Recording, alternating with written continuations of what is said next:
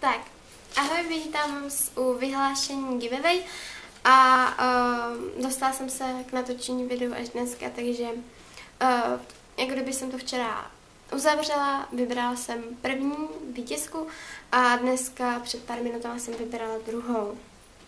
Jako první vítězka je Makina.Poláková z Seznam.cz a vyhrává oranžovou. A druhá vítězka je Michala.Hybernová z Seznam.cz a vyhrává růžovou, protože si o ní napsala. Tak, teďka ještě nějaký informace ohledně YouTube kanálu. Žabka. Koukni se na ně.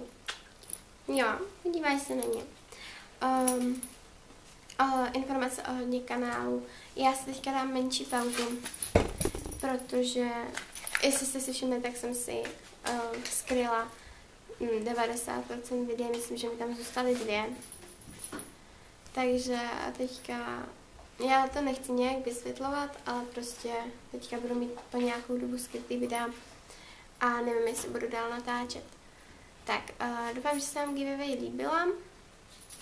Pokud budu natáčet dál, tak určitě udělám vánoční giveaway a jelikož budu mít narozky teďka v listopadu, tak jsem chtěla udělat i narozeninovou giveaway. Giveaway bude v tom případě, pokud budu dál natáčet. Pokud dál natáčet nebudu, tak už žádný giveaway nebudou a tak. Vítězkám strašně moc gratuluji, nebuďte smutní, co jste nevyhráli a mějte se pěkně. Tak jo, ahoj!